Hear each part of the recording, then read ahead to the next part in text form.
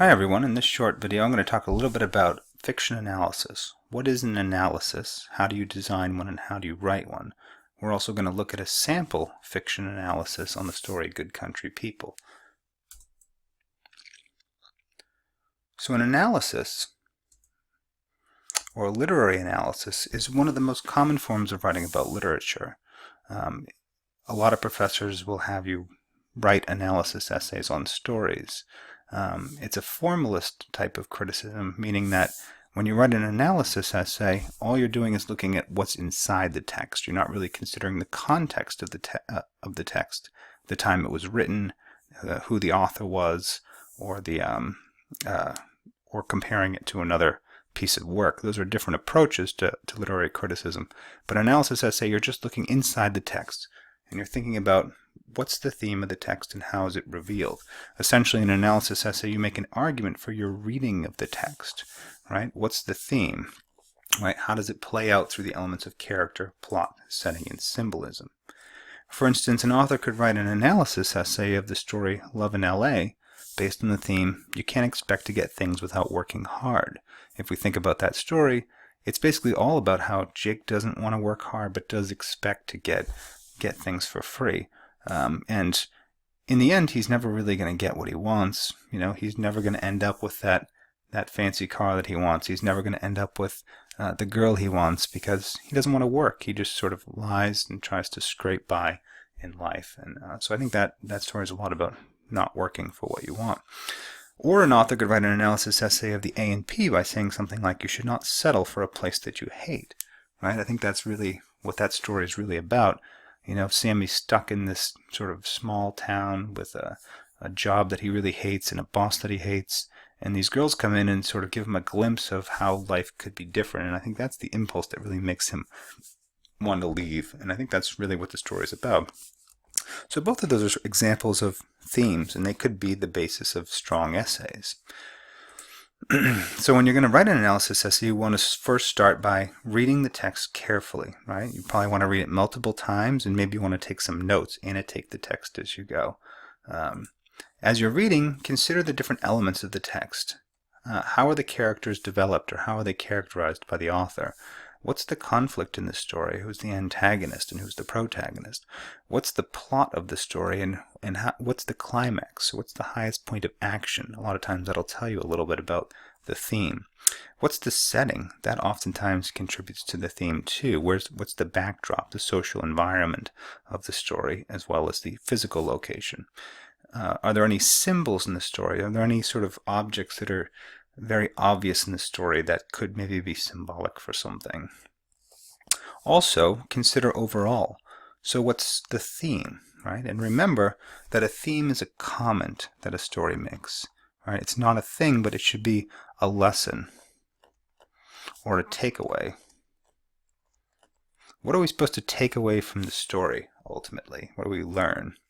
So revenge isn't a theme, right? Love's not a theme either, because neither of those are lessons or comments. They're just things, right?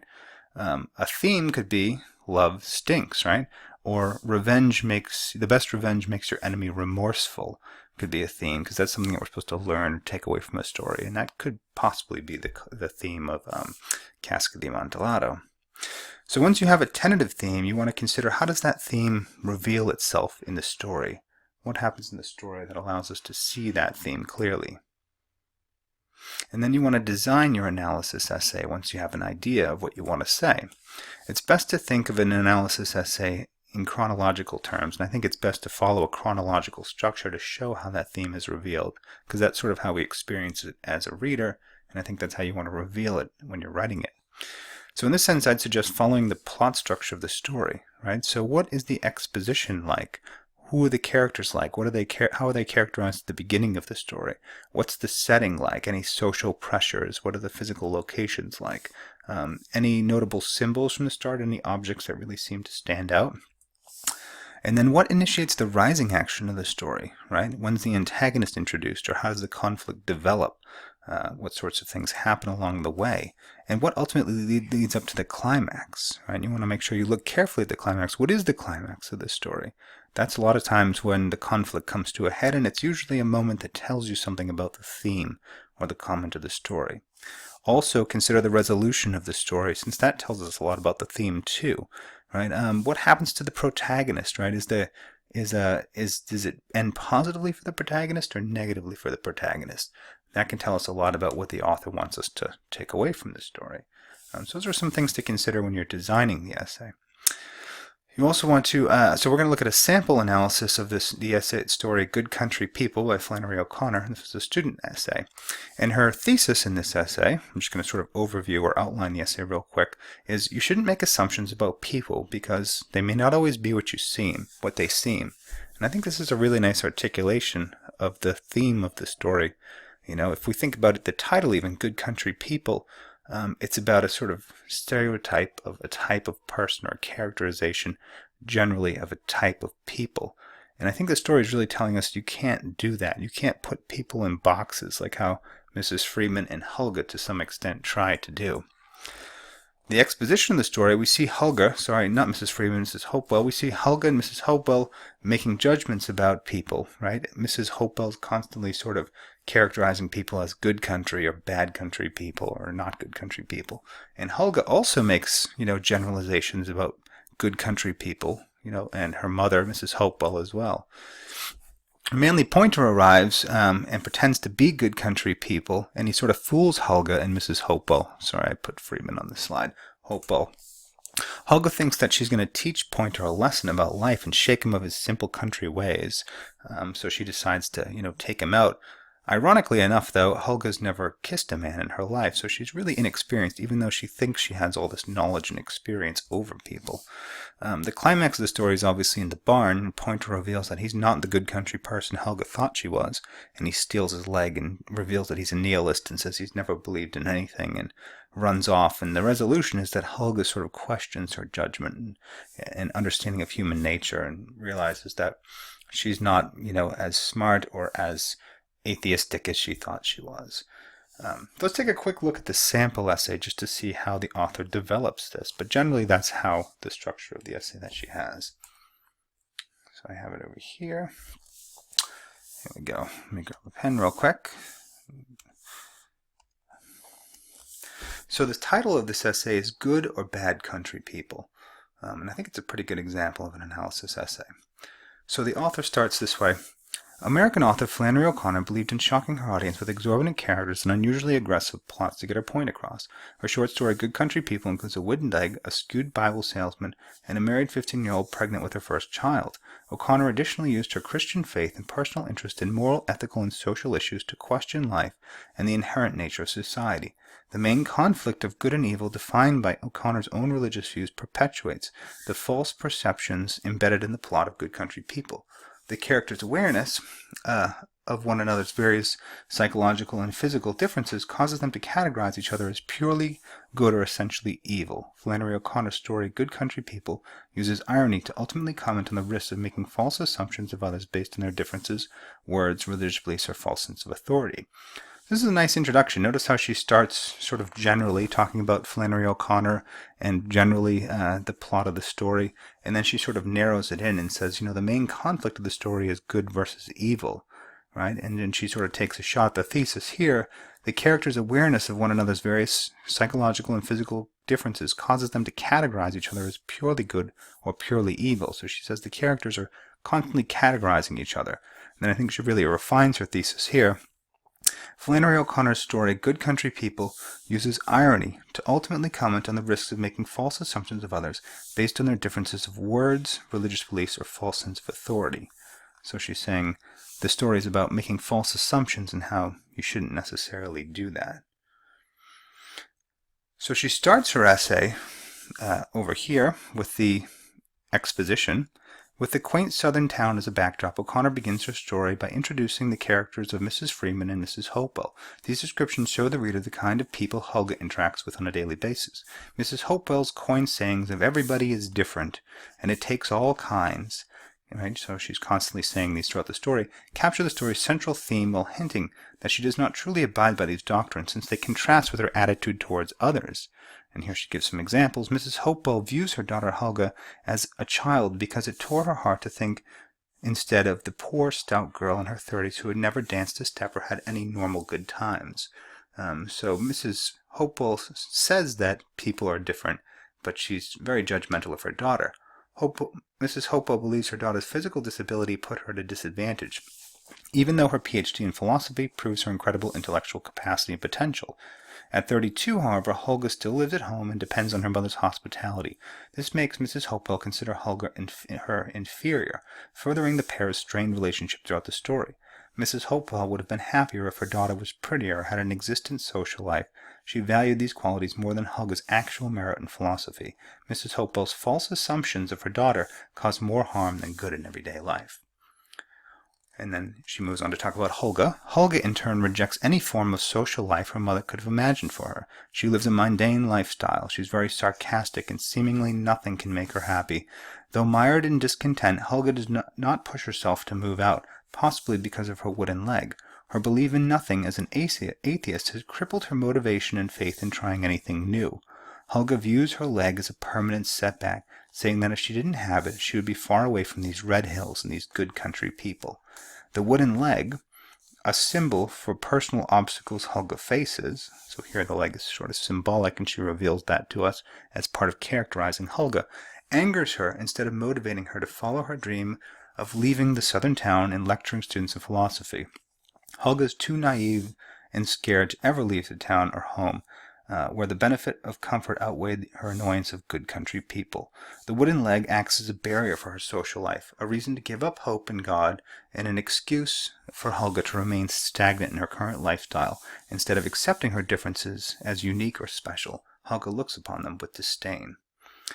And then here, so those two paragraphs are kind of about the exposition of the story, Mrs. Hopewell and Helga.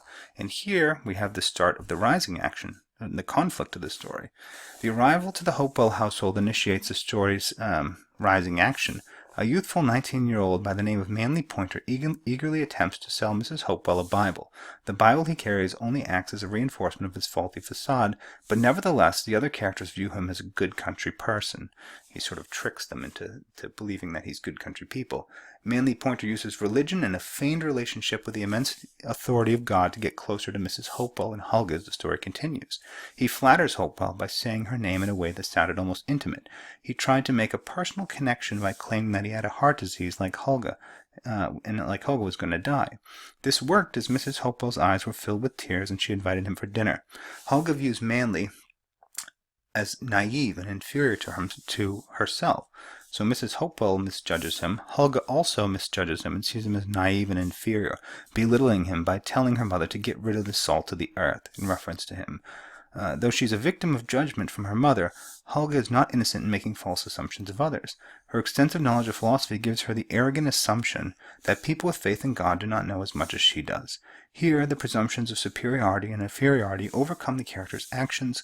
Helga plans to seduce Manly later in the story. Helga's plans to seduce Manly later in the story contribute to her current feelings of superiority over him, which contrasts with Mrs. Hopewell's affirmative regard for him. Helga and Manly leave the boundaries, so here it's talking more about when they go out on their date there. Helga and Manly leave the boundaries of the Hopewell house in seclusion, and find seclusion in a nearby barn. On the date, Helga thinks to herself, for the first time in her life she was face to face with real innocence, so she sees him as purely innocent. In fact, Helga cannot be further away from the truth. Manly demands Helga to remove her wooden leg. In response, she uttered a sharp little cry, and compares it to the protection one has for his soul. And I think actually the parallel between the leg and the soul is a nice one to draw. After a minute of contemplation, Helga complies and removes her leg because until then she had no reason to assume he was lying or being untrustworthy. Helga soon discovers that Manly has trapped her in one of his schemes. He steals her wooden leg and tells her that he's been believing in nothing since he was born. Helga can see that she's made the wrong assumptions about Manly and possibly about her own religious beliefs. This is shown through the bottle of whiskey and deck of cards Manly pulls out of the Bible in his briefcase. Suddenly, unholy objects were erupting from what she considered to be innocent and even inferior. Helga now views Manly as superior to her, because he fooled her with his ulterior motives. The theme correlates also with Manly's point of view. Manly previously viewed Helga as innocent regarding social aspects of life, and therefore felt free to take advantage of her and confident that she would fall for the scheme. Irony plays a crucial role in this part of the story through the fact that Helga has her PhD and can be tricked by a teenage salesman. That's sort of ironic there. Helga's age and background contrast with her actual innocence and naivety. But the story's ending, leaving Helga confused and somewhat broken, the theme becomes clear that differences should not be looked upon as inferior or superior attributes, which often occurs because of misleading and untrue assumptions. Through the plot of Good Country People, so then we sort of move into the conclusion, but notice how this analysis has really followed the structure and the plot and sort of revealed to us how it's the story about making false assumptions. She brings that to the conclusion here. Through the plot of Good Country People, Flannery O'Connor presents a story dealing with mistaken perceptions of authority through the differences of others. None of the characters can push past their own assumptions to see who they are really inviting home for a home-cooked meal. Blind to the true disposition of others, these individuals lose sight of how to accept differences and disabilities. Though Flannery O'Connor uses the phrase good country people 4 times in her short story of the same name, none of the described characters truly personify this title, which is an interesting observation. The characters slowly disprove traditional Southern stereotypes by deceiving those close to them. O'Connor uses her classic Southern Gothic style and stereotypes of Southern people to show that real good country people do not exist. Learning to accept the differences of others and negating false assumptions is expressed through O'Connor's short story, Good Country People. And that's the end. I think it's a pretty good example here. She also has a works cited page. It's always a good idea to cite the works in your paper. But yeah, pretty good analysis essay overall. Let's jump back to the PowerPoint. And just to wrap it up, and here are some final tips, some final things to think about when you're writing an analysis essay. You want to make sure that you choose a theme that's a comment, a lesson, or a takeaway from a story, right? Not a thing, but a comment that the story's making. And then consider structuring your analysis chronologically, like the example we just looked at. Follow the plot. Talk about what happens in the exposition, the rising action, the climax, and the denouement. Also be sure to consider how the major elements, setting, character, and symbolism contribute to the theme, right? In what way is setting related to the theme or character or symbolism? Finally, be sure that you quote from the text, right? You want to make sure that you provide evidence for the things that you're saying. Like we saw with that last example, she uses lots of quotes to help us see what she's trying to show us. And it's good practice to use a citation style, such as APA or MLA. You might use APA in writing about literature. Usually MLA is preferred, but either one is fine. So those are just a few things to consider, when you're working on an analysis essay. And good luck with it. Bye.